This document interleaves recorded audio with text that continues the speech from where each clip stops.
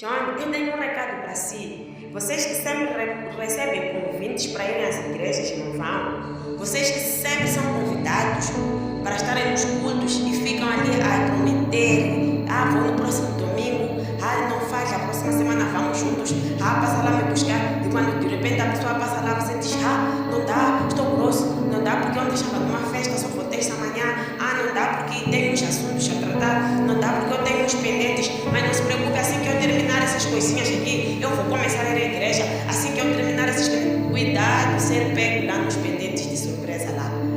A Bíblia diz que não sabemos nem o dia, nem a hora em que o Filho de Deus vai voltar. Cuidado, Jesus tem encontrado você ainda com esses pendentes. Cuidado, Jesus tem encontrado você com babalaça e com ressaca. Cuidado, Jesus tem encontrado você ainda nas festas. Meu irmão, eu sinto muito por ti, minha irmã também. Sinto muito por vocês. É melhor levantarem, pararem com essas histórias, com essas justificações sem cabimento.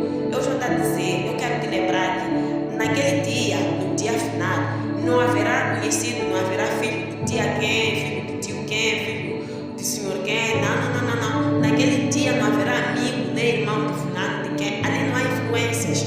Ali não servem cunhas, não servem influências, não há corrupção, nada. O Jesus estará lá como porteiro dos céus para ver a entrada e testemunhar a entrada de cada um. Ali o que vai funcionar, meu irmão, é chamada. É o livro da vida lá. Se o teu nome não constar lá, você está mal. Hão de entrar todos lá, vão entrar, vão chamar papai do presente, paizinho presente, mandito presente. Vão entrar lá e vocês todos vão restar. E vocês não foram chamados por quê?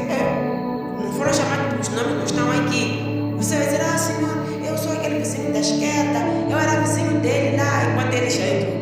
Eu era vizinho, eu era filho de tia fulano, porque teus pais, teus avós são crentes. E você pensa que isso já te ajuda, porque os teus pais vão à igreja e já vão rezar por ti, e você não vai. Isso não funciona, não vai funcionar.